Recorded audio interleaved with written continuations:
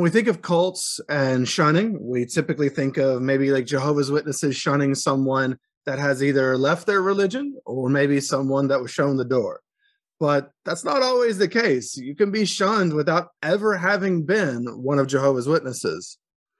So today we're going to meet somebody that actually has that experience. His name is Wayne. He was never one of Jehovah's Witnesses, and yet he finds himself in a place of being shunned, which is kind of a unique thing that we don't talk about a lot.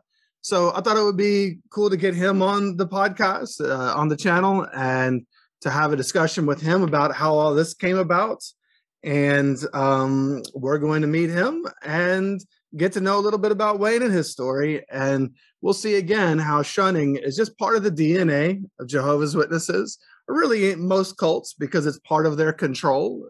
And this is just yet another aspect or area of life, or another person, another human that has been shunned because of the belief systems, the high control aspects of a group, a cult like Jehovah's Witnesses. And we'll see how that works as well. So Wayne, it's actually really good to actually meet you for the first time. I know we've emailed a little bit back and forth. And so I'm a little familiar with your story. So I thought that it would help, just like all of the episodes I do, if we start a little bit with your upbringing, kind of where you came from, and then we'll see the progression of how things go to a place where you end up shunned and you were never even one of Jehovah's Witnesses. So I appreciate you being willing to talk about this side of life. So so let's talk about your family. You know, what was life like growing up? Who was your family? Where'd you come from? Especially nowadays, my dad was Ukrainian and my mom was English. And the interesting thing is that I married my wife and her father is Polish and her mother's English. We had 2 boys and 2 girls. That her parents had 2 boys and 2 girls. It was just kind of one of these weird things. But I am 15 years apart from my other siblings. So, you know, my life at home with them, a funny little story with my sister, you know how most of the time moms can tell what a baby or a toddler is saying and dads have no clue what's coming out of the kid's mouth, you know? Yes. I'm not even a dad, and I'm just a man, and I cannot understand babies. Exactly. So here I am, a toddler, and I guess I saw my sister smoking. And so I was going, Nenny moog, Nenny moog, Nenny moog. And so the girls, my mom, everybody knew to go, you know, over this little kid's mouth, because if dad hears this, you know, oh, hell's going to break loose, you know, on my sister kind of thing, you know. So that's the difference. That, you know, Nanny Mook and these guys are teenagers, you know, out there trying to have their first cigarette kind of thing. So that's the big age gap in all of us. My dad had a sort of Catholic background, I guess, but only from his mother, and he hated Catholics, and especially, you know, the priest, that whole thing, because his mother died, but I guess, I don't know whether she didn't put in enough, you know, whatever you call it, mass, turning up at mass, or giving money, I guess, or whatever. They wouldn't let her get buried in the Catholic cemetery. So she had to get just put into a regular cemetery. And that ticked my dad off to no end. And then down the road, when I probably wasn't born at this time, even maybe my oldest brother and maybe one of the sisters, but a Catholic priest came, and, you know, they'd got through the Depression and things were still very tight financially kind of thing. And so a priest came, and we lived out in the country, like really far out in the country. And this priest comes walking down our long driveway to the house, you know, knocks on the door, and he's looking for money. And my dad says, man, I got nothing to give to you, kind of thing. And he looks and he sees some chickens that my dad has. And he's like, I could take a couple of chickens. So my dad physically picks this priest guy and, you know, like, throws him right off the property. And so, like I say, he's got this hatred towards Catholicism. Bad. My mom, she told me that she went to church twice on Sunday, and 2 different denominations, whatever. But, you know, I talked to her. She really didn't know anything about the Bible. It was something to do, I guess, you know, more or less. So she had that kind of background a bit. The only religious thing I remember is when I was small, my mom, and I don't know if you even know this thing, but it's like, now I lay me down to sleep. I pray the Lord my soul to keep. before I wake, I pray the Lord my soul to take. So that was. Yeah, I know that from Metallica. Okay.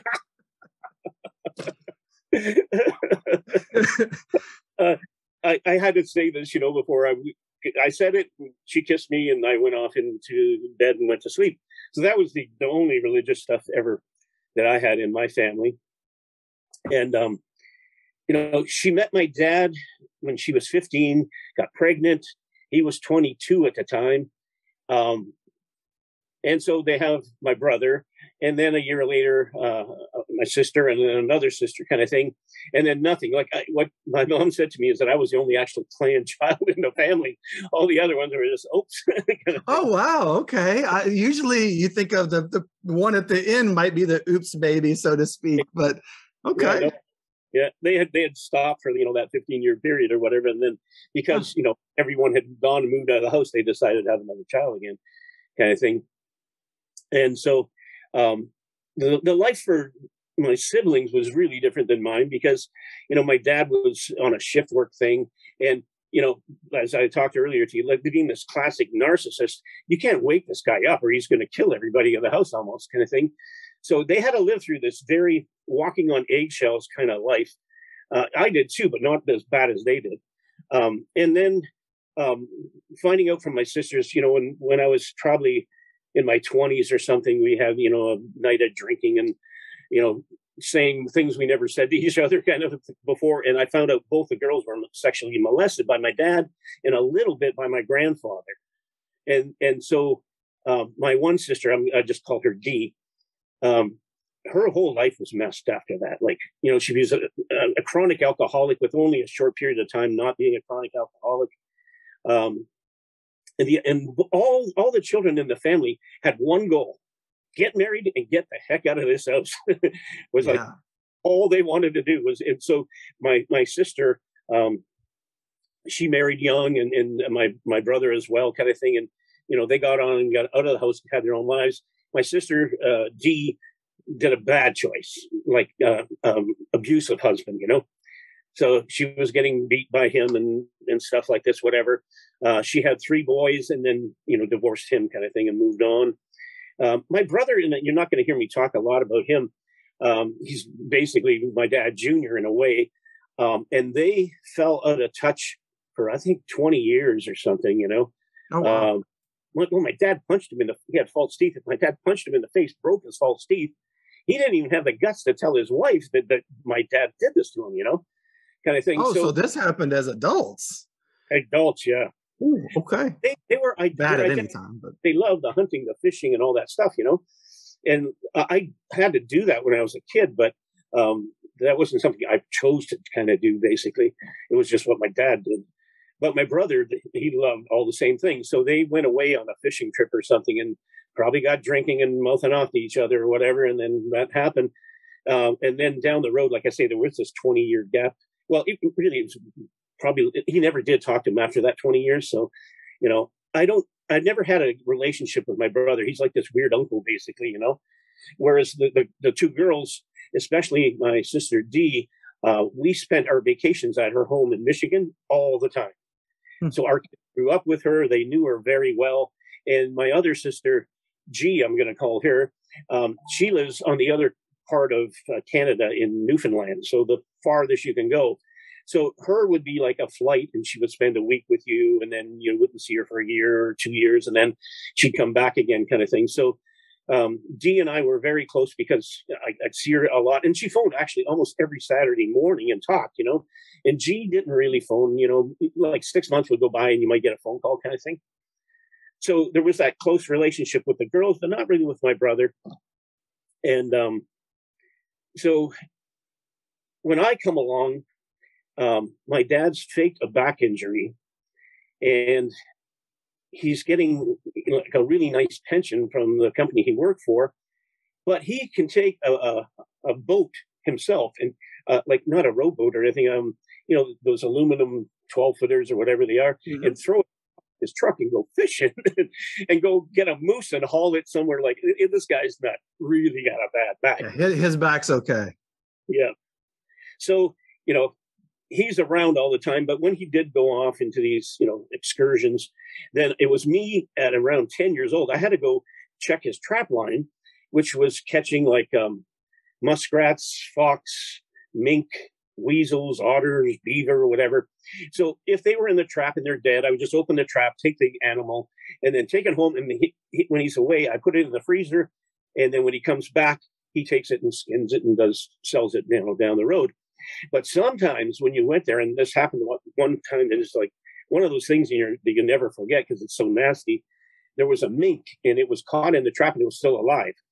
Well, in order to do anything with it, I had to get like a stick and club this thing to death, basically, as a 10-year-old kid. And they're, vicious animal. This thing's scaring me to death, but I still got to do this in order to bring it back home. And so, my childhood was like very different. I don't think the other kids really had to do this kind of thing or whatever.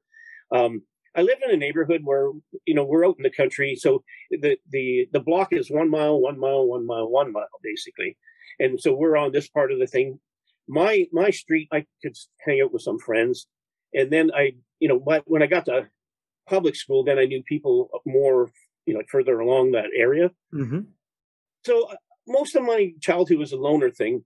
I'd never been into a church except for my dad took me to Boy Scouts, which was actually held in a church.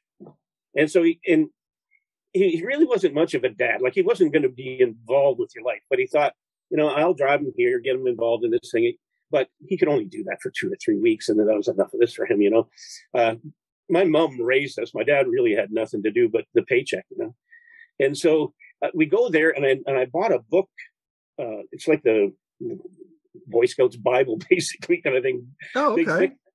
And went home, never went back again. But that book became everything to me. All the little things that they told you how to survive in the woods or whatever, I would go cut down a tree. I would put the branches, and I'd build my little house and stuff, So I kind of lived fairly solitary. And for my age, my parents would let me be gone for like an entire day, way off in the woods, so there's bear and whatever out there, right? But they just were, he'll be home at supper time, anything or lunch, whatever. So I lived it alone. But then there were, other kids that I did have a bit of a thing. You catch the bus to school in the morning together and that kind of thing. But the majority of my time was a loner more than anything kind of thing. Gotcha. So you did have some friends, and you did have some exposure, I guess, to maybe even a little bit of other ways of living. As you were seeing other kids, they might have grown up a little bit different, but you had a very specific style of childhood, I guess. Yeah. So if I were just to be able to walk through the woods over to the other street, a friend of mine called Jamie lived over there. And so he invited me to this thing called a VBS, which stands for Vocational Bible School. Mm-hmm. It's like a long Sunday school, basically, kind of thing. I'd never heard anything about this stuff before. Went to there, you did games and stuff. You memorized verses and got points and prizes or something. They gave me probably a Gideon New Testament or something, I think. Mm-hmm. And you sang songs, Jesus Loves Me, whatever, these various, Sunday school type songs or whatever.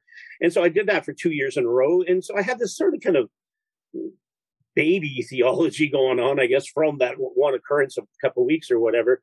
But I did notice that, like, on my house, you walked on eggshells still, even as a single guy in the home. But at his house, it was free. Like, I didn't look at his face and, see him like shriek back when his dad came into the room. Like, if my dad, if I'm with my mom, I'm at ease. If my dad comes in, I tense up and, what's up next? Kind of, Whereas at his house, his parents were just, his mom was the most loving lady and stuff. And this other lady that was there was great. So it was a big contrast to not have that fear aspect of being around adults, I guess, kind of thing. Yeah. Well, I mean, for you, it may have been the first time you really even realized that was a thing. Oh, yeah. You mean you can not live in perpetual fear of your dad, I guess, for you. Yeah. And so I'm sure that was kind of freeing to know that there was at least something else out there. And then you're being exposed to, like you said, to the VBS, and so you have a little bit of religion around you, but it sounds like you all weren't religious though, Yeah. on any real level. Okay. Because when that ended, that was the end of it too, So, but I did still keep in, I guess, because it's ingrained at you 7 or 8 years old. I still believe that Jesus was an actual human being that walked this world. I believed he was God, the teaching that they said, and I at least believed God was God, kind of thing. So those were things that kind of never left, but they were just back burner kind of thoughts, I guess. Yeah, sure. Well, they weren't giving you a real a paradigm to put that belief into on a regular basis. So therefore, it was kind of rattling around in your head, but wasn't something that was in the forefront of your mind every day. It wasn't, you weren't living it, like we did maybe as Jehovah's Witnesses. It was every day there was something, revolving around that. So for you, it was something that was there and it was a part of you, but it wasn't everything to you. So then how did that go as you started to grow up, into your teenage years, adult years? I don't know, who did you become? Well, one incident that happened with my dad is, so mom's taking care of you, but then I don't know why she went somewhere one day. And so dad's left to be the caretaker at that particular day. Well, across the street from where we lived, there was a property that used to be the home that my siblings grew up in, but it was all vacant and, broke down and stuff. Well, that area had flooded and then it all froze and there was ice out there. And I was just out having fun on this ice and I broke through, got soaking wet, came back in and changed my clothes. I went back out. Well, I broke through again. So the second time my dad, here's the door open. He's now, what is this kid up to, kind of thing? Well, don't I break through the third time? This time he's at the door and he's waiting and he grabbed me. And so there's about 3 or 4 steps to get into the house. So he grabs me by my hair and pulls me all the way up in the air and takes me into the house, then gets the belt out and then starts, spanking the shit out of me, kind of thing. And so that was a horrendous thing that never left. It was like, how could you pick somebody up by their hair? Like that hurt so much. And then on top of it, then start to beat them with a belt and all this stuff, It's also the suddenness of it. Yeah. And it's like the only time he really had to take care of me for an hour or two. But I think all I was doing, I was interrupting his television program that he was into. And that was it, right? You messed up my TV program. You're going to pay for it, kind of thing. So, at that point, you're definitely thinking, I got to get out of here somehow, some way. Well, my first way out was I'm still staying there, but my parents went over to the United States because it was a border town we lived in, and they would buy those big bottles of liquor. And so they bought, whiskey and rum and vodka, whatever. And then my mom used to make wine and sake or whatever, and that was all stored in the house. So, my best friend became alcohol. And I was pretty young when I started, probably like 14 or 15, kind of in that area type of thing. I would go in, they don't do this anymore, but it would be like a plastic cap on the bottle. And it had this paper around that meant the duty had been paid on that thing, basically. So what I would do is I would take that and peel it off, open the top up, get any kind of container, pour out the alcohol. Then I would put the cap back on. I would lick that stuff again and get it to seal, and I would put them back in there. So I would get my own little stash out of their stuff. I would put the water in and shake it up, and then they would never have a clue about it, kind of thing. Well, as I got older, I start, meeting people and, going out and entering the sort of party scene at that point. And so everybody, when you live in Northern Ontario, it's a city of about 80,000 people, there's not a lot to do there. If you're into sports and outdoor stuff, you got it made. If you're the fisher hunter hockey player, my hometown had Phil Esposito, Tony Esposito, Wayne Gretzky was on the local hockey team. My dad worked with his dad, Walter. My brother worked with his dad, Walter, kind of thing. It was sports town city. I'm a guitar player. I don't want nothing to do with sports, kind of thing. So partying becomes this thing. Everybody is, into partying. So I went to a wedding and they had punch there. And I put a glass in, drank it, but I didn't realize how much alcohol is in this thing, right? It just tastes like Kool-Aid. So it's like, hey, this is great, I ended up in the hospital with alcohol poisoning. Oh wow, you went all in on that punch. Oh, yeah. Oh goodness. No, like you've never drank it. I'd had beer before Yeah. a bit. And the Yeah. alcohol I did have was I could only sneak a small quantity, right? So I knew the effects of a small quantity of alcohol and whatever. And this is not what I can. I don't understand this punch thing. It's just Yeah. Kool-Aid. Yeah. But yeah, getting my stomach pumped and all that stuff. I was able to hide that from my parents because my friend, the guy I told you about that invited me to the VBS thing, I went to his house and he had like a little cabin behind the house where he hid out or whatever. And I went there and stayed there. And I had done that before. So my parents, oh, he's at Jamie's in the cabin sleeping out kind of thing, So they never ever found out about it basically. And, so that was one of the, the bad alcohol kind of things, but it still became, that wasn't going to smarten me up or anything like that. Sure. It still became this staple kind of thing. And then when you become a musician, you start playing bars and doing all that kind of stuff. Well, then it's around you everywhere you go, basically, So for many a year, I struggled with that type of thing too. When I became a Christian, that ended, fortunately. And, it was no longer the thing that was trying to kill me kind of thing, but also made me escape though, Mm. I was much happier if I was drinking than if I wasn't. And then you could also get those being truthful. It was like a truth serum thing. You could, cry about some of your childhood things with other people or whatever, and get it up. So it became your counselor, I guess, in a way. Well, yeah. I mean, a lot of people escape into alcohol, and Yep. you certainly had a life you were trying to escape. Yeah. Which I mean, yeah, who wouldn't? I'm really glad your dad never found out about the alcohol poisoning incident, Oh, because I can only imagine how he would he would have just made it worse. I mean, you were already, first of all, it was an honest mistake. Second of all, you already were being punished for it. yeah. You didn't need somebody to come in and beat you up over it. I mean, what good would that do? Yeah. So I'm glad that you were able, that you had it. It sounds like Jamie's cabin was out back, was a little bit of a safe place for you, a little safe haven. Yeah. And later on down the road, what happened was I went to a friend's house at a party, back out in the country there kind of thing. But what happened was I got loaded and I passed out, woke up in the morning realizing I didn't go home last night. Oh, what am I going to do? Like, I'm going to die if I go back, whatever. So I went back and my dad was flipping out, but I just ran away then. And they came and got me down the road or whatever. And because my mom being on his case so bad, I didn't really get it too bad because of that happening, But she became the shield and protector again, like she always. Basically, I really feel sorry for my mom and my wife, and I wish she would have.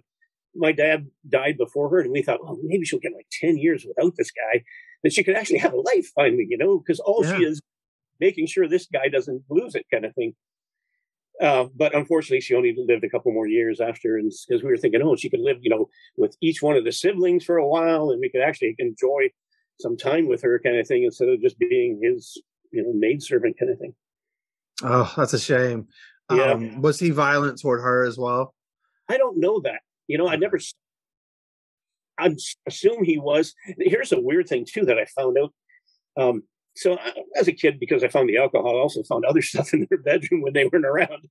And so I went under the bed and there was these magazines, and they were what you would call snuff magazines, So sure. I'm looking at things, and it's pictures of women tied up and bound, and they're naked and murdered here, there, and everywhere. And like, there's a bunch of these magazines.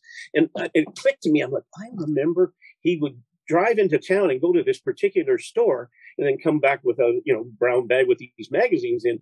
So like, that's what he was doing. He was going to this place and buying this trash kind of thing. So then I really knew, like, this guy is severely off track kind of thing. If this is floating your boat to look at this kind of garbage and admire it or whatever, I was like, oh man, this is a strange character.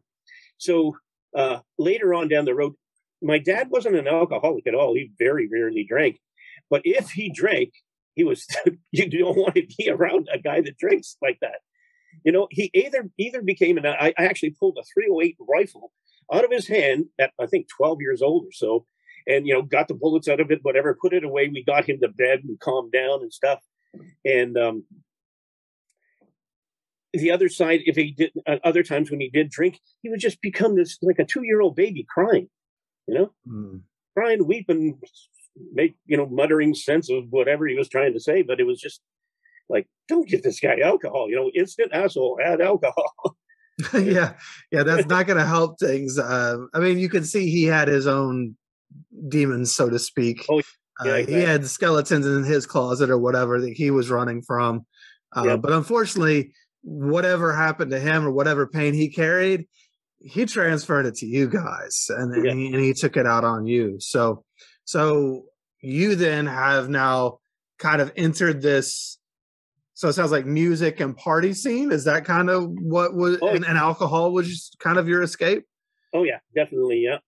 And now I'm able to, I had a hitchhike, mind you, but I hitchhiked into the city, and I always had like Jamie's little thing. If I, as an excuse, I am staying there, but I'm not really staying there. I had a friend in the city that I, stayed with many, many weekends kind of thing. So I could go to the bars and do whatever I wanted kind of thing.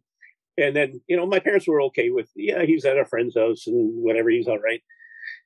So I lived this totally separate life. And then I got in a wedding band, and it paid a lot of money, this wedding band, because there wasn't a lot of them in the Sioux. So if you got occasions like New Year's Eve and whatever, they would pay you through the roof for these kind of things.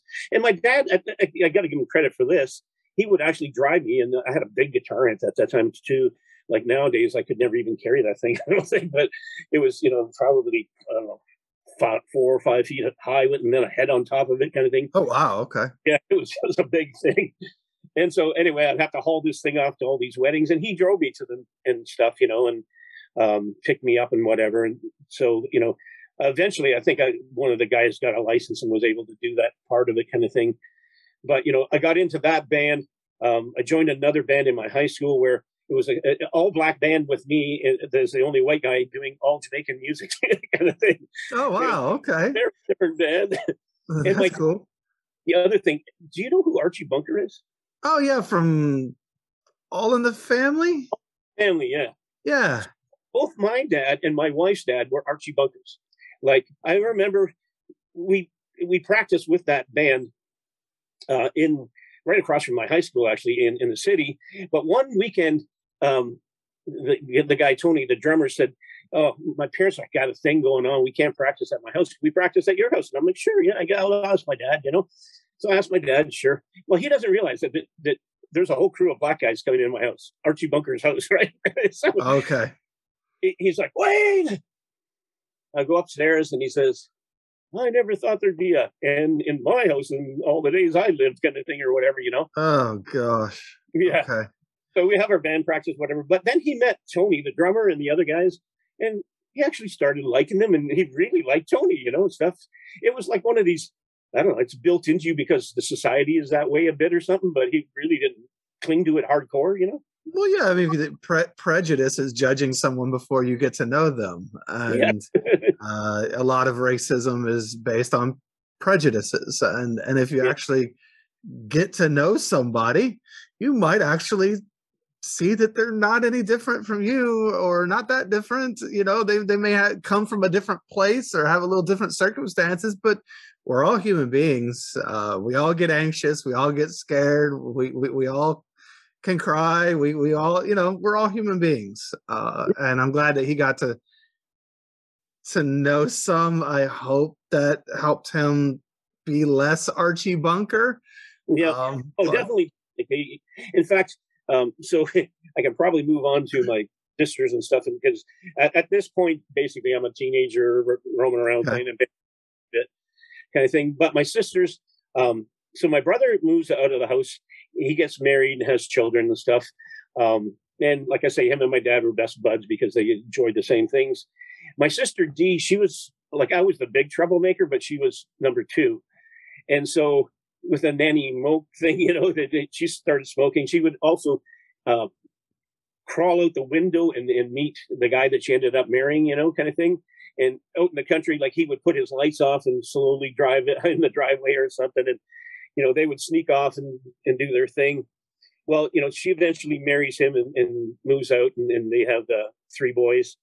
And then my sister G does the same thing. She meets a guy and eventually gets married, moves away, kind of thing. And then down the road, she has a girl.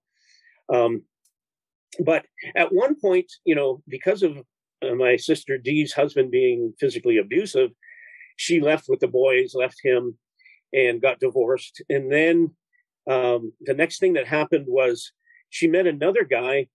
I think he was from Barbados or something. And my dad thought he was black, and he had this thing against him badly. Okay. He looked like you and I, maybe at the end of summer, like a very little bit of a tan kind of thing. Sure. But he wasn't really, a typical black-looking person or anything. But my dad had this in his head. That's what, because he was prejudiced and racist. Yep. And because he's sexually abusing her probably the most, because even my wife said to me, we were talking recently, and she said, there's a couple times when, like, he would sit on her on his knee and touch her and stuff. And she goes, my wife was just creeped right out by that. And so I'm thinking she was probably like his favorite one. Maybe he did things with her he didn't do with my other sister, kind of thing. And that's why she was so kind of messed up or whatever.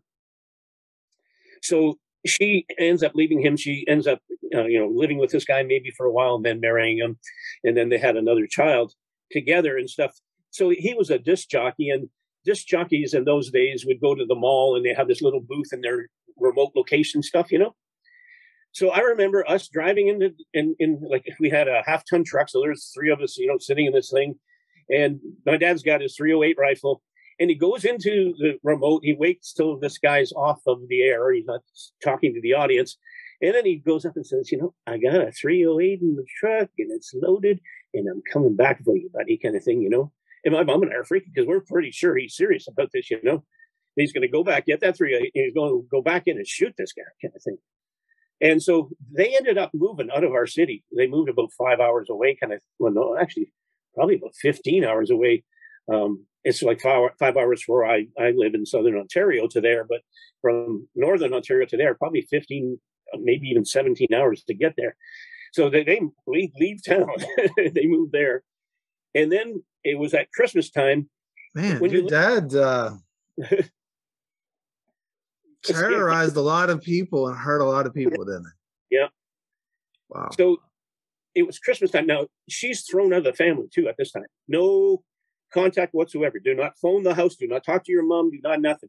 You're just as good as dead to him. Almost as shunning of its own, huh? Oh, a total shunning of its own, yeah. And that went on for maybe 10 years or something. Shunning exists in many forms. Yeah. So one Christmas, and we lived in the country, our house is silent at night. You know what I mean? There's no noises like in the city. You might have trucks go by or whatever. There's nothing. So it's somewhere probably like around 9 o'clock, the phone rings. And it was these old phones. They're very loud that ring on them because it's a metal thing making the ring sound. Oh, yeah. Yeah. So it's pretty loud. She picks it up, my mom, and I can hear my sister, and I know she's had a few to drink. She's talking pretty loud, and it's like, blah, blah, blah, blah, blah. And my mom's got the phone like this, and then she goes and just hangs it up on her, It's like a couple days away from Christmas kind of thing. The girl just wants to talk to her mom, and my mom goes, and so I kept that until when my mom was 81 years old. I brought that up to her. And so she became a Christian that night, actually, because I'd asked her if she ever was a Christian and, stuff. And she said no. And, really our conversation ended. But the next day I brought that up, and I brought up also that thing with my brother now 20 years of not talking to him kind of thing. And I went to his house. And the funny thing, my sister Dee, the one who's been shunned, she said to me, because she was at that time, with my mom, she goes, I hate it when mom talks behind my back, but it's even worse when I'm in the room. Like, you're in the room and your mom's bad mouthing you, you know what I mean? So anyway, I talked to her and I said, I explained, how to have your sins forgiven and blah, blah, blah. Do you want to, ask Jesus to forgive you of your sins and come into your life type of thing. She prayed, and she did become a Christian at 81 and died at 82, basically. But that 12-year-old thing stuck with me all those years, thinking, how can you just hang up on your own daughter? I was thinking about myself, what are you going to do do that to me one day? Kind of thing, like, oof. Oh, I mean, I think that is a really good point. Even a 12-year-old knows, how can you just hang out on your own flesh and blood like that? And yet, and I know we're not to this point yet in your story where Jehovah's Witnesses entered the picture, but for those of us who are Jehovah's Witnesses and have been shunned, many times it's by our own parents, our own flesh and blood, who shuns us, and you could see that at 12. That's not right. Yeah. Yeah. So where do you go from there? So I ended up having a phone call from a bass player saying to me, so I worked at that steel company. I got a job I applied at like 17 and a month or two before 18, got a job there, got out of the house, got my own apartment. I'm living right downtown with my own apartment now, kind of thing. It's the 70s, and the 70s are just an extension of the 60s. Like, the hippie free love thing was big time. Like, I don't know anybody very few people that were, at least in my friend group, that had relationships. We just had partners, kind of thing, and we had them several times a week, kind of thing. It was like our sport in a way, kind of thing. So my house became party central, kind of thing, and I ended up having that apartment. Then I got a second apartment later, kind of thing, and because of the drinking, I got kicked out of that apartment. I came home from the bar and I put fish and chips in the oven cooking, and fell asleep. And then the smoke went, and the landlord came and had to get into the apartment and stuff. And then I was booted out of that, and I had to move back home, which was terrifying. And I quit the steel plant because I could not work 3-shift job, party and stuff, and play in the bars whenever I could work that out, kind of thing. So I moved back home, but maybe 2 weeks, even just a very short period of time. The phone rings, and it's this bass player friend of mine, and he says, "Hey, I got an audition if you want to try out in Southern Ontario. It's a house band, so you play the same bar every night, 6 nights a week, and a Saturday matinee."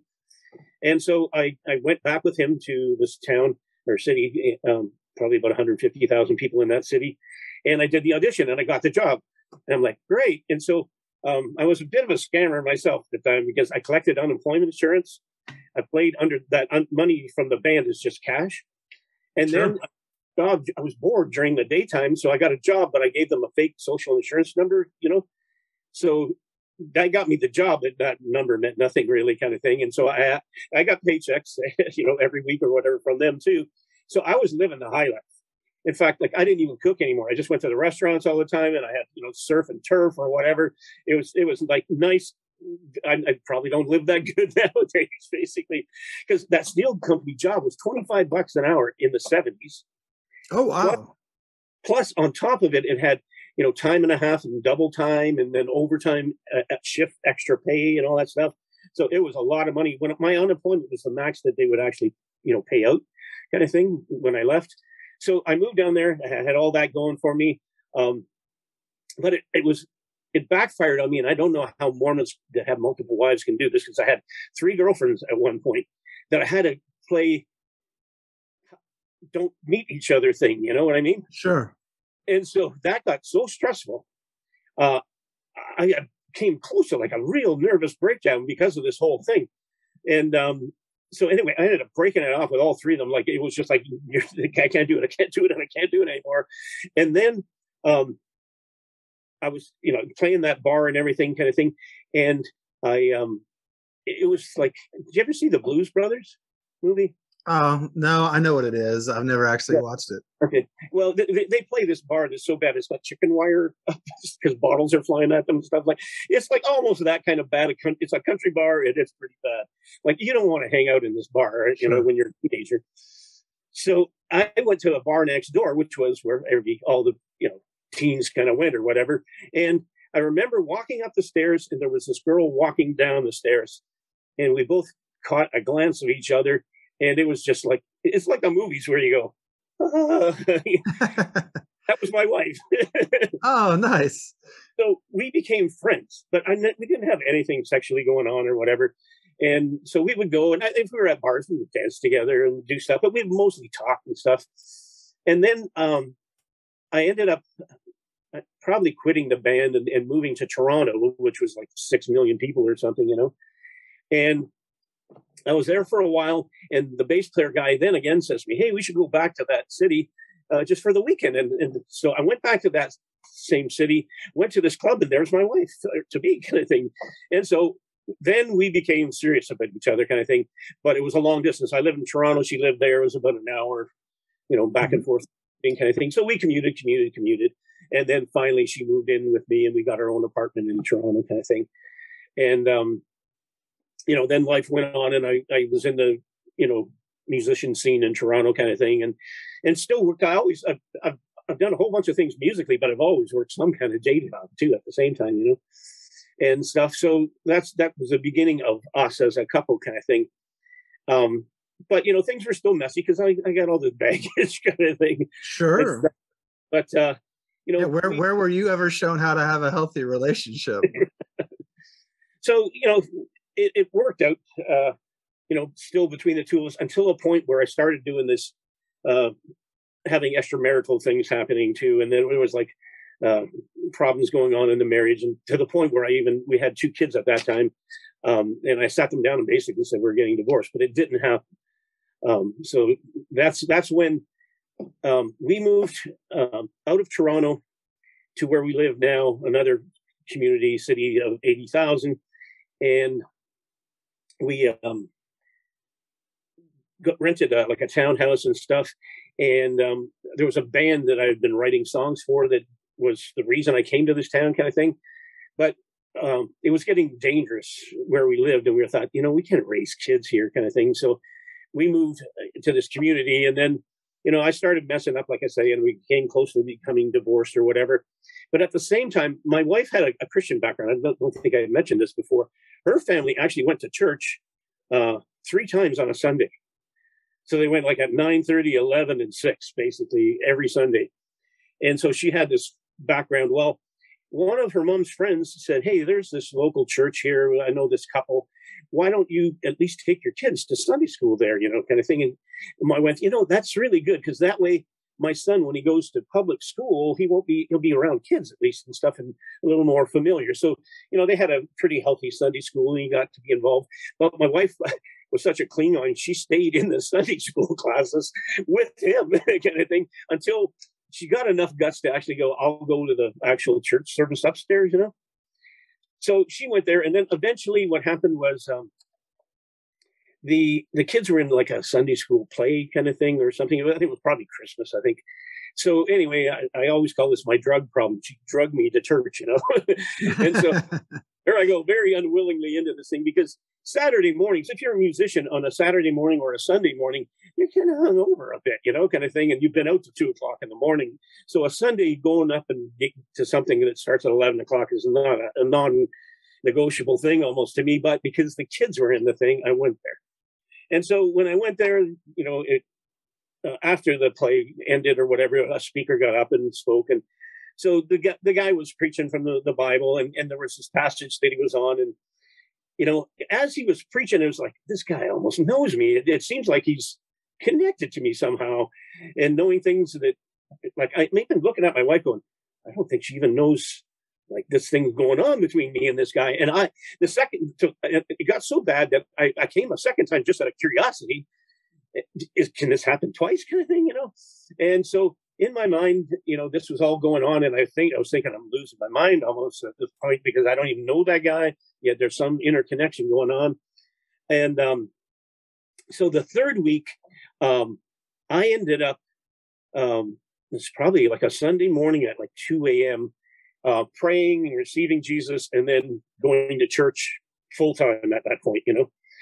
And so we were now a family actually going to church from all these other things. And, you know, the marriage was coming back together. The alcoholism took a little while, maybe 6 months or so, but then that ended too and stuff. And then a lady at our church said to me, you should go and counsel at this Bible camp, you know. And I'm like, lady, I don't know generations from revolutions, you know, and nothing about the Bible, and you want to send me the Bible kind of thing. But, you know, I was thinking about it, and I'm pretty sure the Holy Spirit was saying to me, you should actually do something like this, you know, it'd be good for you kind of thing.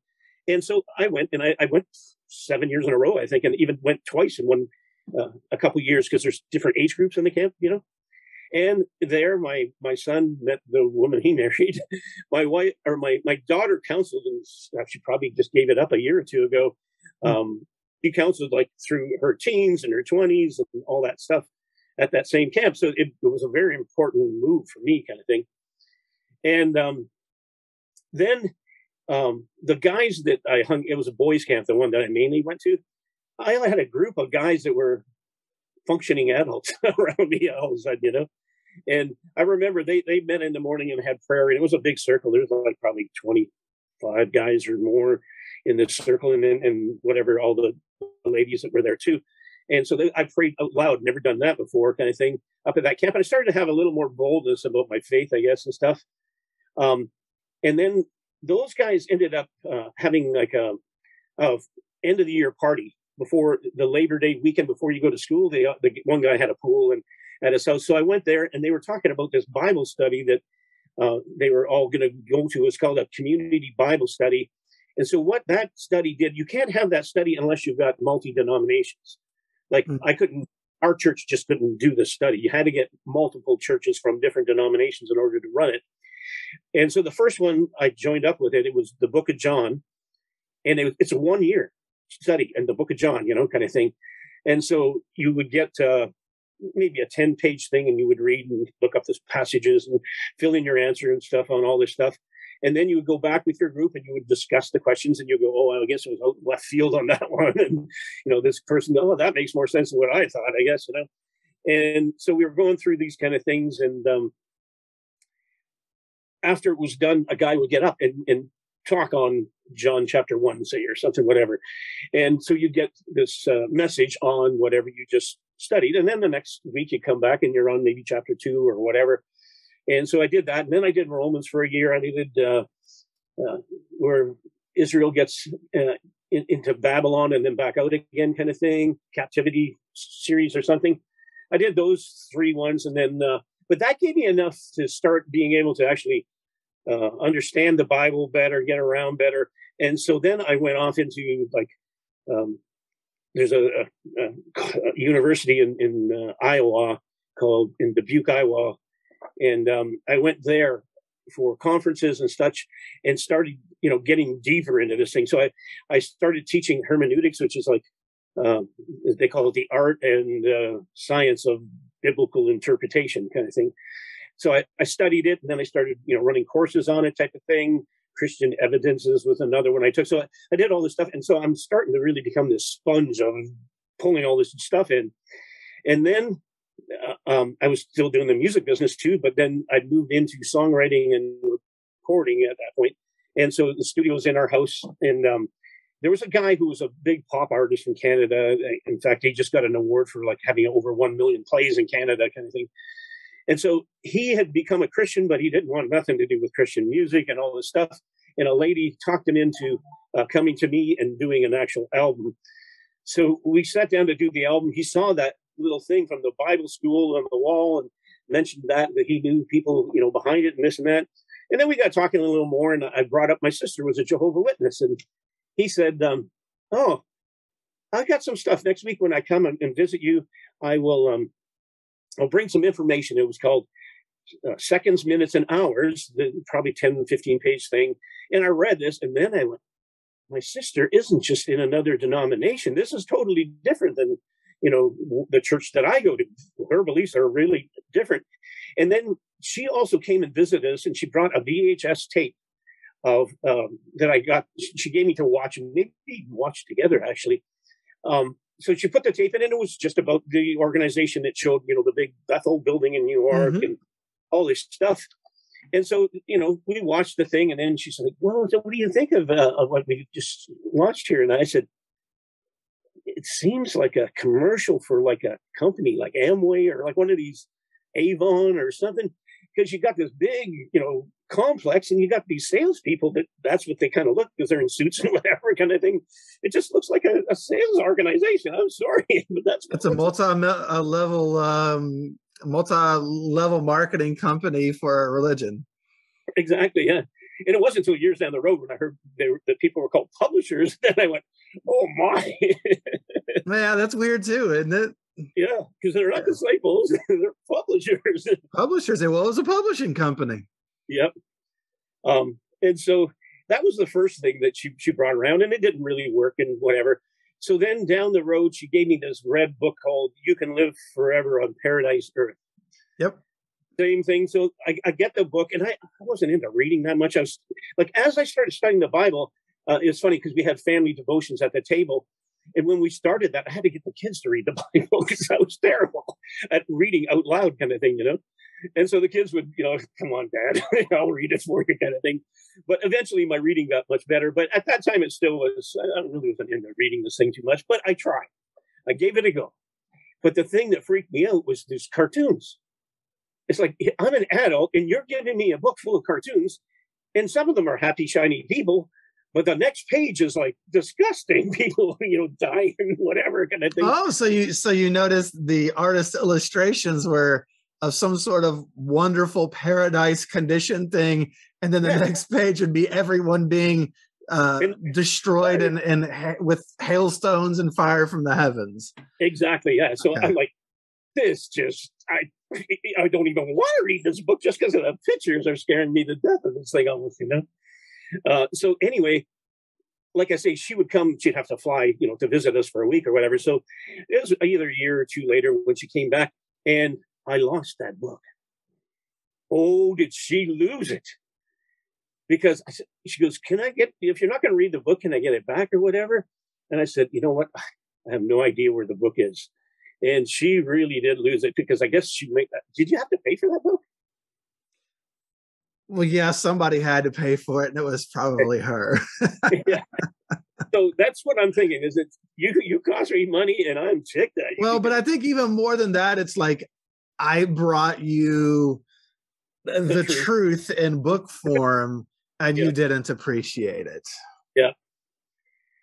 So at that point, like I say, nothing's appealing on this thing at all to me in any way. And I'm getting more involved in this thing. And then I meet that guy and I read this stuff. And then I can start getting online and looking into things. And the first website I found was called M&M Outreach, I think it was called. And it had all this stuff. And the cool thing it had was people telling their own stories, So I sat and listened to all these things. And sometimes I would just put them on a CD and I would play them in my car kind of thing, because I drive probably 4 hours every day in my car. So I was listening to all these things. And plus she had whatever talks of, whatever the topic was. What's that thing called? I call it the Purple People Leader. It's the Greek Bible, so it's got the Greek. It was the interlinear, I think. Yes. Yes. So I have one of those things. And then she had a thing about, check all this stuff out, because if you read the actual words, they're correct. But what they translate onto the little column that goes in the Bible is like, one of the ones was like, instead of up, it was down or whatever. Like they were totally the opposite thing, And then a memorable one was Colossians 1:15, where Jesus created all, and it had in brackets other things, So he wasn't the creator, but he was created and then created, and then they inserted other in these 4 spots or whatever it was. Oh, those brackets, that's how you're spinning your story this way kind of thing. So, like I say, I started to buy all these publications. Somebody gave me all those bound Watchtower and Awake volumes from the 60s, 70s, 80s, and a couple from the 90s. And so I had all those. And those attractive, like, brown tan bindings. Yeah. And I have my own New World Translation with all yellow highlighter like everywhere and all these notes all over the place kind of thing. And then I don't know how this I think I just typed in like ex-JW in a browser, and I came up with this site, Paradise Cafe it was called. And it was a chat group, Mhm. So I joined that group, and then I got to meet all kinds of people because, we would private message back and forth, have all these great discussions, about this and that and the other thing. And it was interesting how, you had a small group that went back to be Bible students, in the Russellites, I guess you could kind of say. Mhm. They went there. They're not going to dump everything, but he had it right. And, so we'll dump the Watchtower version. We'll take that. There was that crew. Then there was the other crew that usually atheistic in thinking. Another crew, some of the stuff was good, but I just, don't want to belong there anymore kind of thing. So there was like all these different ones that were there. And so I learned a whole lot from all these guys, kind of thing. Oh, I bet. And so when Jehovah Witnesses would come to my door, they would be shocked sometimes. Because I remember one time, that Brown Reasoning book? Yep. So a couple came by or whatever. And I always invite them in the living room. We have it. I basically let the spiel go till the spiel ends. And then we can have a conversation at that point, So at one of them, I just said, just give me a minute. I came back and I had the reasoning book in my hand. That's hilarious. I can imagine showing up to your door and then you bring out the reasoning book to me. Wow, that would be amazing. Yeah. So anyway, we went through, and I was telling you too, I had those studies in the scriptures. So the Russell written books, and I think some of them were actually Rutherford too. And and one of them was quite interesting because they did the date 1914 wasn't existing at that time, and this was published in 1929. Yet the date was, in 1929 they were not preaching 1914. It's like, because there's the date, it's 1929, and I can't remember what it was. Like his presence was somewhere much earlier anyway. Like 1874 or something? Something like that. Yeah, I think that's what it was. Yeah. I have a hard time with dates, but I think it was somewhere in there. Yeah. So, when people would come by and, so then I got my son and all his teenage friends or whatever at one point, and there was a magazine thing that was called, so it's not Awake, because that was the Jehovah Witness one. It was a takeoff on that, but what it was a tract type of thing against the organization. I remember the front cover of one was this great big nasty looking bird thing, and it was an angel, right? It had the wings and all this stuff, and it said something like, "Is this your Jesus?" Kind of thing, or something on it. And so we would get these sort of ex-JW papers, and it'd be maybe a wedding. I don't know why there was, because I live in actually my backyard. If I throw a ball over the fence, it lands up in the parking lot of the Kingdom Home. Oh, really? Yeah. They would have these where there would be like cars everywhere. And so I got the teenagers and I would just put one on every window, guys, kind of thing, and they would park right in front of my house and stuff too. You were that guy. Okay. They were everywhere in my neighborhood kind of thing. So we went and put them on. And then of course I would see all these, these guys would catch on, right? And there was like 4 or 5 brothers that were going around the neighborhood, pulling them all back out again, kind of thing. And except for one guy had a Volkswagen that had like the roof, that opens up. So I put him through the roof on his, and he got a bunch of because he's the guy that parked right in front of my house. So then it was funny. I was doing that one day just on the regular meeting. I think it was maybe a Thursday night or something. Anyway, and so I went around putting all these things on the cars. And then I was walking back up to go to my house, and my feet just hit the grass from the pavement. And I heard a car pulling up, and it was a van, and there was a bunch of guys and girls in this van or whatever. And they got out, and they're like, "Hey, you shouldn't be putting that stuff on our cars and that stuff. This is private property." And I said to them, "But there's no signs that say private property here." And so, you know what? 2 weeks later, private property signs went up. Well, wait a minute. They go to everybody else's private property and put tracts and magazines in people's doors and under their doormats and everything else. So all of a sudden, it's not okay. Funny how that works. Maybe about a year later, I was in the car with my daughter, and she had a friend with her, and we're driving past the Kingdom Hall, to turn into our street kind of thing. And my daughter points over to the Kingdom Hall and says, "You see all those signs over there? They're up because of my dad." We all broke out laughing. So that, was the part where I started getting into it and being that way, about trying to talk to anybody I could, basically. So your sister is the one who introduced you to all this, though. Yeah. Well, I guess she had, around the time that you became a Christian, she had become one of Jehovah's Witnesses. And so then, because this guy introduced you to the seconds, minutes, hours thing about how to talk to Jehovah's Witnesses or about their religion, you now had gone down the rabbit hole to some degree, and so you've learned all this stuff, and now you're basically like an apostate, but you were never one of Jehovah's Witnesses. Yeah. Things at this point are going to get more difficult. Now, the other thing that I really didn't say is that my mom's side of the family, a ton of Jehovah's Witnesses. She lived in this neighborhood, and it looks like a house still. In fact, I think it is a house nowadays, but it was a Kingdom Hall. A small Kingdom Hall, and it's plopped right in this neighborhood. And from that Kingdom Hall going there, they got my one aunt, then they got her family, then they got the sisters in that family, one here and there. They never got my mom and another aunt, but there was quite a few. So at one point, I was visiting at my mom in the Sioux. This is after my dad had passed on and stuff, and it was just her. And my aunt came over, and so I started having this conversation with her, and I was like, "Do you guys actually study the Bible? A book of the Bible, not just about the Bible?" Because what I'm sort of gathering is that you read what somebody's saying about the Bible, but you don't really study the actual Bible, kind of thing. And she's like, "Oh no, I've studied this book or that book, kind of thing." Oh, okay. And then I had a collection of the books, like the studies in the scriptures and all these things.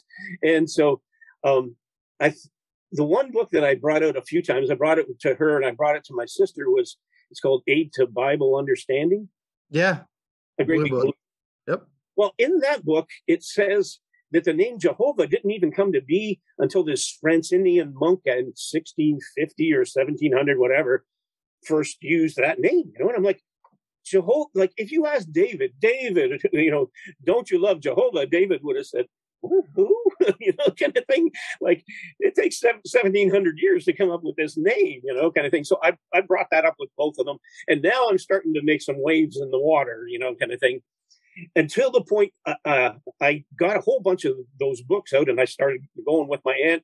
And then she gets her daughter to come over. And then now we're starting to get the JW clan coming around. And they want me to go to the Kingdom Hall with all my books and stuff. And I should have, but I didn't. I was like, why do I want to go? It's bad enough having four of you guys kind of on against me or whatever on this thing. I don't need a whole entire thing with now all these elders and whatever kind of thing, So I didn't take her up on that opportunity or whatever. But, after I brought all this stuff out, and then they're going, the apostate kind of guy, I think. You guys better, not go knocking on his door anymore, kind of thing. And so when my mom did die, that whole clan, I was surprised. They actually came to the funeral because my mom didn't want a funeral, but then she became a Christian and then she decided she did. So it was at a church, and there wasn't crosses on the building. It was an old public school, basically. But they all came, and this whole side of the family, none of them would talk to me. And my sister still did at that point. But the one thing they did, which really creeped me out, was they all went through the church had Bibles in the pews, and they all went there to open up these King James Bibles so that they could point out Jehovah. Psalms 83:18. So they went through and opened all the Bibles and sat them out like that? Oh, wow. That's so petty. It's at a funeral. Come on. It's a funeral. Yeah. So, anyway, I had ticked off my sister at that time because of the reading the Jehovah thing, and she was not a happy camper.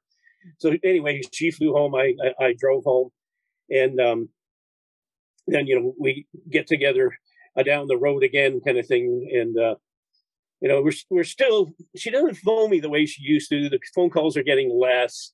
And I never had a relationship with her like my other sister, where I'd spend the summer and our kids would grow up with them. And at one point, my daughter's going to get married, and she's not inviting my sister G to the wedding. And I'm like, "You've got to be kidding me! It's my sister. You want?" She goes, "Dad, she's got absolutely nothing to do with my life. She's not involved in my life in any way, shape, or form. I only want people who are really close to me to be at my wedding." And at that time, I'm like, "Oh wow." I started thinking, she's not anything to do with my life almost anymore, too, kind of thing. So we had a couple phone conversations. One of them was really weird because I asked her, what do you got to do in your religion to make it, kind of thing, Because she goes, well, you have to go through life without sinning too big a sin, especially while thinking of Jehovah. And I said, okay, well, give me like an example. Well, like adultery. Okay. I said to her, let me tell you about a man named David. Yeah. So you're telling me David is toast, is he? Okay. And she changes the subject, and we're on to another thing, and she's not answering that question at all. And then so she comes back about 10 minutes or 5 minutes later, and she says, murder. Yeah, have you murdered somebody? And then I said to her, let me tell you a story about a man named David.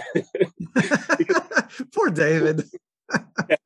And then that's it. It's like, how she's ticked at me, kind of thing, because I've actually, stumped her on this big, what's the big sin kind of thing, And so, like I say, things just got worse and worse to the point where, she just would not answer phone calls if I tried to phone, because the phone calls on her end got less and less. But I'm like, okay, well, then I'll do the phoning more often too.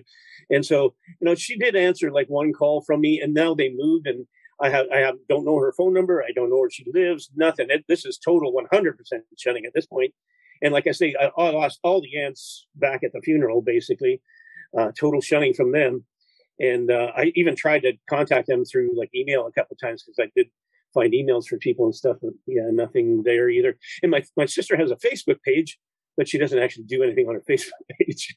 Her daughter might every year or two put a picture up or something, but like she doesn't, it's her daughter that has the Facebook page kind of thing. So you can't even get a hold. So how long has it been then that you've basically been shunned from the witnesses in your family?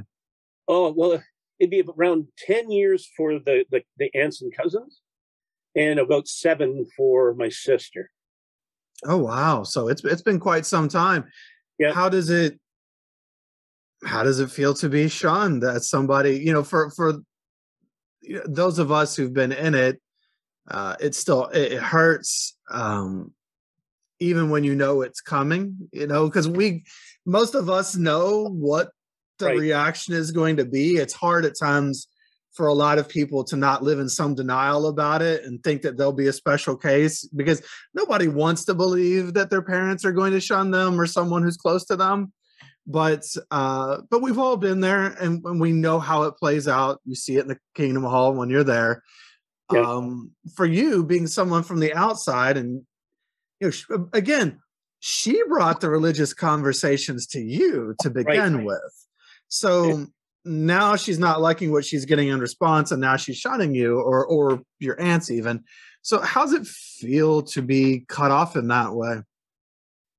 Pretty horrible, because like I say, my brother it did the same thing long, long ago.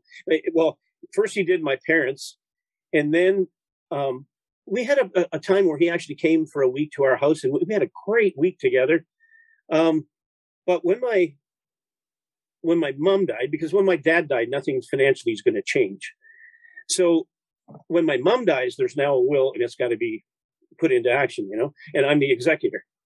So if you don't talk to your parents for 20 years, you're pretty well guaranteed you're not going to be in that will. Oh, yeah, you're going to be cut out of that will. But so he was going to come to my mom's memorial service at the church, and then all of a sudden the phone rings. What had happened is that will, the lawyer was on hold too. He died, and so that was put off into, they call it the Law Society. So even when you're a lawyer, your files go and are held still, basically. So that got couriered to us. I got a local lawyer to, open it up and read it and whatever. And then it was time to get together and, read what was in this thing. And my brother had no intention of coming. Then all of a sudden, this phone call comes to the house. He was going to go to my mom's memorial. He now wants to come over for the reading of the will. I start reading the will, and that it's saying exactly that he's not, in this will, and he's discluded from it, kind of thing. I finished the reading, and he almost came and physically assaulted me. Basically, was totally lost it. And then he said a bunch of very nasty things and then just tromped out of the house that day. And that was the end of this whole thing with him. So, my other sister, Dee, died of cancer. So G is the only one I got left. You know what I mean? So you feel very orphan-like. In fact, because even when Mom died, there's these days, and you probably have this even with yourself, that there's something you want to ask. Like, what? There's a question that you can't answer. They're the only guys with the answers. Well, she might have a few of those answers for me, right? But now I have questions, but I have no answers, that I can't just get readily anymore. Oh, I 100% understand that. And I think anyone listening who's been shunned understands that. You want to know something about your family history. Heck, if I go to a doctor and they ask me my medical history, I can't even tell them. I don't know. I don't know. I really don't know that much. I don't know what has become of my mom at this point, or I couldn't even tell you where my mom. I had somebody recently who reached out who was one of my mom's best friends growing up, trying to find my mom to wish her a happy birthday. And she found me online and asked me, can I talk to your mom? And I was like, you were asking the wrong person. I can't even tell you where my mom lives. I don't know. Yeah, so it is being orphaned to some degree. So yeah, that's exactly how it feels. It's like, it's with the passing of both your parents, and then my brother being the guy that started shunning before it was a religious type of shunning, and then my sister going down that road. So like, yeah, you do feel very alone and stuff, and there's nothing really like siblings, to have, even though there was that distance of age and whatever, it still was, we have these connections that are there and everything that you'd love to have conversation. I can't have that with people who aren't my siblings, No, it's your roots, and your roots get chopped off, and you can't connect to those anymore. And it's really difficult for a lot of people. My wife doesn't really, I think she has one person that she kind of knew late in her teen years that she's connected to a little bit, but really no roots from her growing up. It's like she didn't exist before she met me because there's nobody who's around. Yeah. I missed something. The straw that camel's back with my sister was, so first we had, the videotape, then we had the book, then at an apartment or our townhouse that we were renting, two Jehovah Witness ladies came. And this is before I became a Christian. And they gave me an awake. And I thought they were God sent, these two ladies, because the picture on the front was a guy like looking in desperate shape, and I read about the thing, and it was, falling into drugs and alcohol, and, his life's crumbling around him, kind of thing, was the whole gist of the thing. And so I thought, wow, maybe this is really the right deal, because God sent these people with this book, and this thing's kind of my story here too. But we were moving at that time, and so they never, if they did come back to that place, I didn't live there anymore. I thought my sister may have set me up on that one, because she had friends in that city. And so that one, when I started thinking about it more, I'm thinking probably not, or they would have found me at the next house, right? Right. Kind of thing. Right. So she was visiting with me one time, and I was doing a record for a guy from her province, Newfoundland. And Newfoundland's kind of like Louisiana. It's like Zydeco. It's a different type of music, accordions and all this stuff. Very family in the kitchen kind of music thing. And so, and he was very well known in that province kind of thing. So my sister's staying with me, and he came over, and she brought a guy and a girl with her, another couple basically. And they were from Newfoundland too. And they see the guy I'm recording, and they're like, "Oh, great to meet you." And they had this wonderful time here, blah, blah, blah. And so, I don't have a great memory, but I kind of had a reminder, because they have accents too there from Newfoundland. And it's a pretty corny one. Like, I don't know. They have weird cities there, like Dildo Run and all these strange places. It's a very different kind of place. Like I say, they have these really hick their own kind of hick accents or whatever. So, he had that hick accent and his look or whatever. Well, fast forward down the road, I'm now living in where I live now with the Kingdom Hall right behind me. And I had a few Jehovah Witnesses come by, but this particular day, a guy came by. I don't know how old this guy was, like 90 or something. He was, hunched over, German accent like crazy. I could hardly understand what he was saying to me. But we had a conversation for a little while. And then a guy comes to the door after him. And it's the Newfoundland guy that my sister had. Oh, wow. Small world. So him and I get in a conversation, and he says to me, and now he's either a pioneer or a ministerial servant. Like, he's doing this full-time stuff. And he's like, how about we set up a Monday night so we'll get together and we can go through this stuff, I said, okay, well, let's do that. And so for 6 months, every Monday night, I met with this guy. And we didn't study watchtowers or nothing. We just kind of talked, and we went through some stuff. And I was just giving him my reasons why I couldn't believe in his faith type of thing. And so, I would haul out the, various watchtower books or whatever and stuff and say, well, look at this. Like, this is not right. This is not the truth kind of thing, And the interesting thing about him, and he didn't have to tell me this, because when you're an alcoholic, one thing you can really spot is another alcoholic. And so he had a tie on, but he could not do up the shirt thing because his face was quite bloated and everything. And so I called him out on it at one point.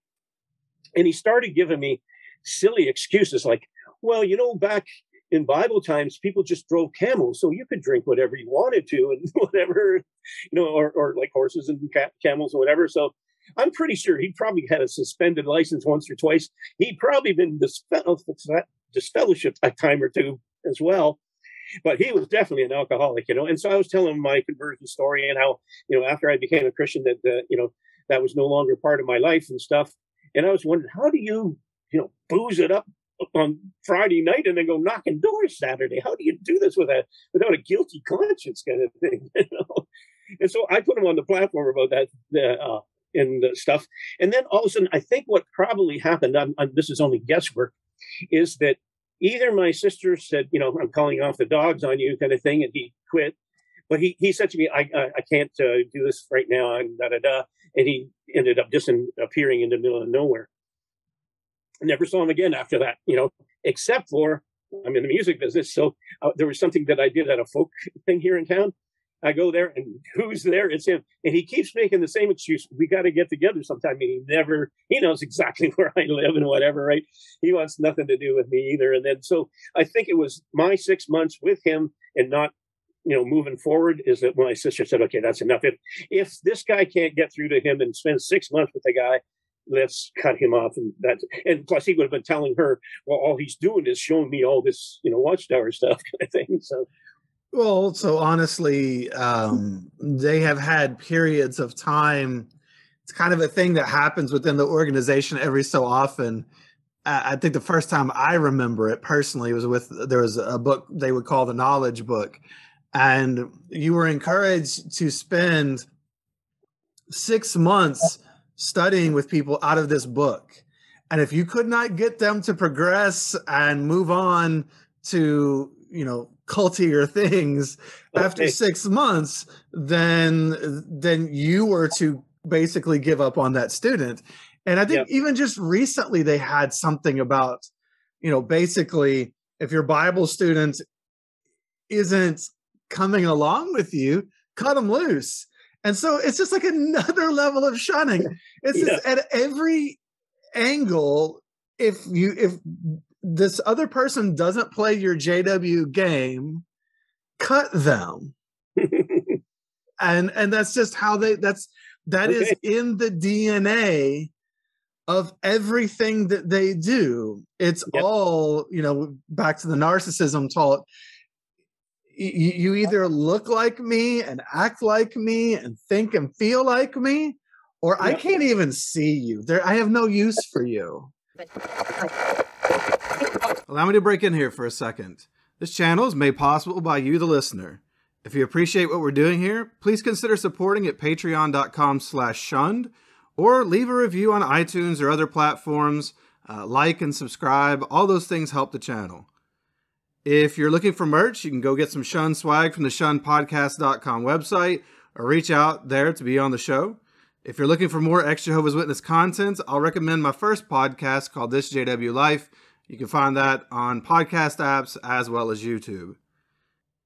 And if you're feeling stuck in life, struggling to find happiness and community, maybe you're haunted by the past, beating yourself up, unsure of who you are or what you even want out of life now that you've lost this one identity that was given to you by a cult, reach out through my other sites like ex-JWhelp.com, that's ex-JWhelp.com, or storyworkscoaching.com. And let's see about working together to help you find a life that fits you and who you are, maybe for the first time ever. And now, back to our guest. Yep. And it's sad. Yep. You know, it's interesting. At work, my company got bought out, and I was on long-term disability with a surgery that had happened. So when I went to go back to my job, they said, well, your job doesn't really exist anymore. Come to the company and come as if you're applying for a job, kind of thing. So I got all my stuff together, and I went and I, put it forth between my manager and the new manager guy, basically. And they, I still had all my seniority and everything. I just had a different job within the company. And so now I had all these new coworkers, and I didn't know any of them. Well, one of them, the first time I met him, I was late meeting up with the guy, and he blew a gasket. All I was late meeting you here. Like you're freaking right out on me. But then because he was so nasty to me, he was nice after that kind of thing. And he just kept getting nicer. So then we started to have a good rapport.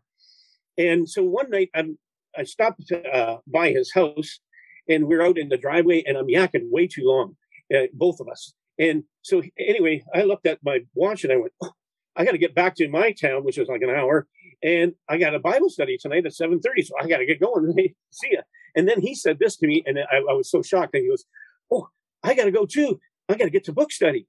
And I'm like, what's a book study? What's he talking about? Book study kind of thing. So the next day that I saw him after that, I said, what is a book study? Well, I go to the Kingdom Hall and, we study the Watchtower or whatever thing. Oh, you see, you don't actually study the Bible, you study a book about the Bible or whatever. Yeah, that's it. And he wasn't baptized. Everybody else in the family was. And so I said to him, I got a cool book. At that time, I had like 300 copies of this one book called Hiding God, The Ambition of World Religion. And so what it did was it took the two biggest monotheistic religions, which was Catholicism and Islam, I think it was, and then Mormonism and JWs on the other side of the coin, the sort of the culty area. And then it gave you all this stuff, so you would get a lot of this stuff in this. It was only like this thick, so not a big read for anybody. But anyway, he took it and read the whole thing and everything. But the only thing that happened was then his wife and his kids found the Catholic section and used it against Catholics. That's such a JW thing to do. Completely oblivious and blind to your own, the rafter in your own eye, right? While going for the straws in others based on, something. And they're always going at the Catholics. So, yeah. Wow. At a very common denominator. This is when I was going to my mom had, her ashes in her urine, but it was going to go into an actual plot. And so this was like in October, Sault Ste. Marie starting to get cold up there kind of thing. So my sister and I came into the city, went to a restaurant, got home like at 10 or 11, talked for a couple hours, went to bed. I went to a prayer meeting at 6:30 in the city, which was a 30, 40-minute drive, and then came back and then had to just get dressed and then go to this service of putting the ashes in that site. They opened up the ground and whatever. So while we're in this house in the middle of nowhere, it's actually a cottage converted into like a tiny home, and it's way out in the country. Knock, knock, knock. I go, there's two Jehovah Witnesses at the door. No, I cannot believe this. And it was, they're everywhere. Yeah. So I open the door, they come in, and so, like I say, usually I just say, "You can give it to me, boys," kind of thing, until you run out of your spiel. And then so I said to them, um, I got a question for you. And they're all excited. And so it was Psalm 102, 25 and 26, where it talks about God, one day rolling up the creation like a garment or whatever, and it'll grow old, but God never does, or something like this. So the guy goes to the passage, and I said, like, who's that about? And he's like smiling from ear to ear, and he's like, it's Jehovah. That's why we're here today. And he's all happy as can be. And I said, but that's not my problem. My problem's in Hebrews chapter 1, where it applies that passage to Jesus. And they were like, oh. And they both looked at each other, and we're like, we don't know where to go with this one, kind of thing. And so they go, Colossians chapter 1 and 15. I said, well, you're going to see the word other in there. You guys have put that in there. And I said, to a curiosity question, were you ever like a Catholic before you became a Jehovah's Witness? Oh, no, actually, the first question I had was, did you know the Bible? Oh, yeah, I knew the Bible. And were you Catholic? Yes, he was a Catholic, kind of thing. I'm like, Catholics don't know the Bible. Not many I've met. And so anyway, then later in our conversation, he gets into this point where he's realized he's kind of lied to me, that he really didn't know the Bible that well, kind of thing. But he's thinking, well, if I tell him that, this guy can wrap me back in the Kingdom Hall, that, I'm lying or whatever, kind of thing. It seemed like he was in a place between Jehovah and the organization, kind of thing. And he had this, my sister called it the poopy pant look. It's just like, what do I do? Kind of thing. So they, like I said, they went to Colossians. We talked about that. And so I just made an appeal to these guys. And I said, why don't you go to like a Goodwill store or something, whatever. They give Bibles away free. Get an actual Bible and read the thing. Just read it by yourself. Don't let somebody tell you what the Bible's about. You're in this thing, and you look like you're deeply into this kind of thing. And so they both actually said, you know what, that's not a bad idea, and left that day. So that was kind of interesting from this one-off in the middle of nowhere. Sure. So let me ask you, today you are a person who is shunned. You haven't really seen your sister in so long. You haven't, or talked to her. You haven't really talked to your aunts in so long. Yep. If you had a chance to say something to them, what would you say? Just don't let anybody tell you about your religion. Like, you should be the one that knows everything about it. You shouldn't have to be a person that's not allowed to look. Like, if you buy a car, aren't you going to research it? And so you don't buy, a piece of junk that's going to be breaking down all the time. Aren't you going to want to know everything about that car? It's a big chunk of money, right? This is your life. If you spend your whole life until like you're 80 years old to find out that you were actually not in the truth, like, do some research, get out there. I didn't know about this website till listening to Shunned, but, JW Facts or whatever, there's lots of places you can go, YouTube as well, and look into these things. But if you start looking, you're going to see there's a very checkered history. And it's kind of fortunate that they wrote things down all the time so that you can go back and look at these things. Because, like, some of their doctrines, they've changed, and then they change back, and then they change back. Like either this is God's truth or it's not, kind of thing. You can't go flip-flopping all over the place with, essential teaching anyway, kind of thing. Like, yeah. We went to Bethel. I guess do they call all the headquarters Bethel? It's a good question. I think so, because I know there's like there was Brooklyn Bethel. Now it's right. Warwick, but then there's like Canadian Bethel. Right. I've never been to any others or really had any others discussed, but I think so. So we did this thing one year called Brantford Challenge. So we did different religions. We did Islam, we did Roman Catholicism, we did Jehovah's Witnesses, Sikhism.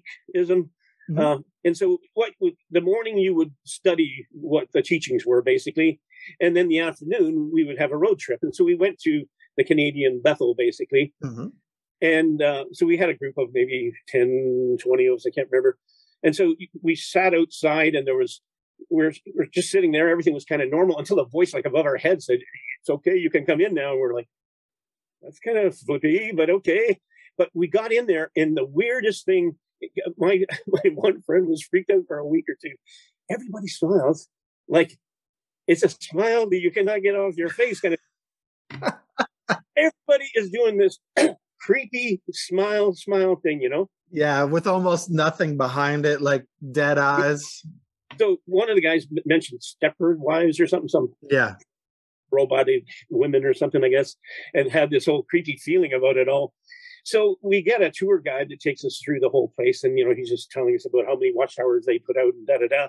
And so I decided I'm going to befriend the tour guide guy, and as we're walking around, just have some common, little bit of conversation kind of thing.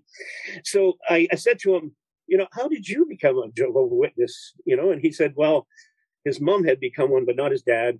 And I said, that's very familiar. I've heard that so many times where the wife is one that's probably at home in the daytime and maybe having marital problems or whatever, and becomes one, and then not so often the husband kind of thing.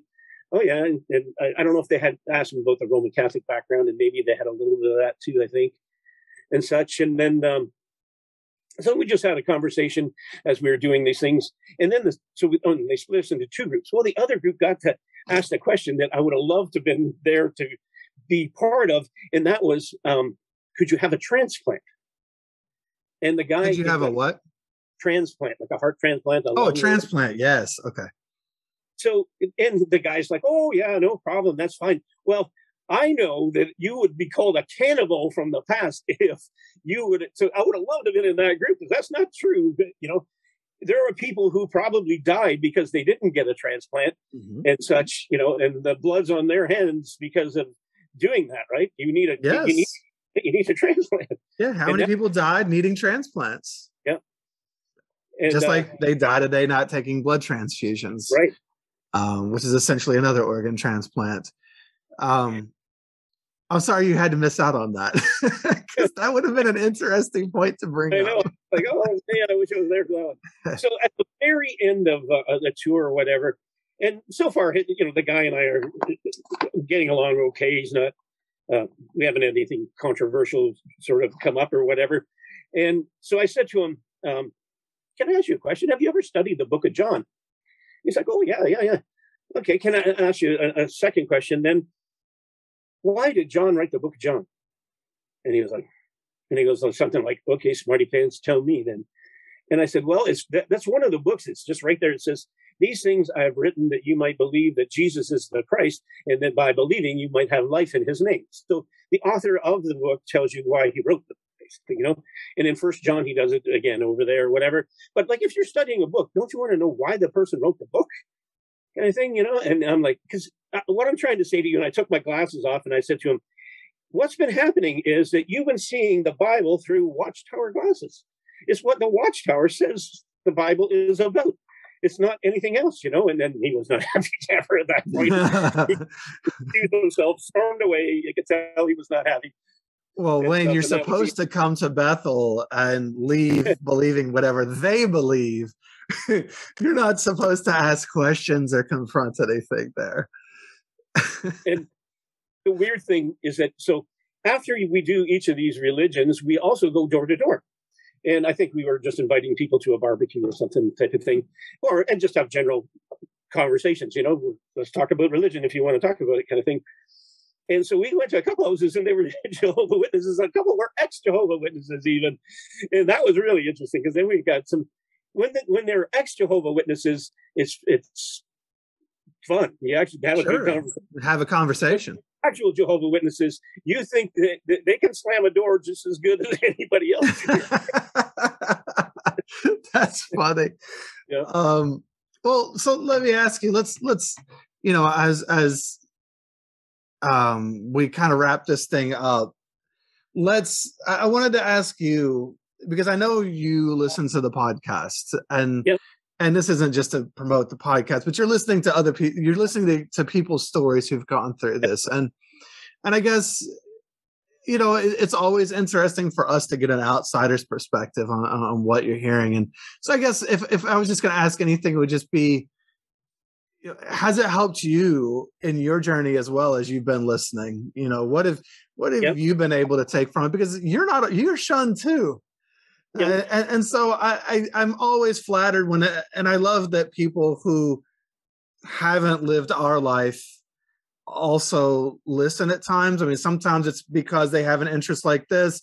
Yeah. I've had people who've just grown up with narcissistic parents, or people who just find these as interesting human interest stories, because we're all just people. So I guess, what does it mean to you to be able to hear other people tell their stories? I think that, the biggest thing was the narcissist thing, to see this all over the place, because I didn't know that that's what my father was until listening to Shunned.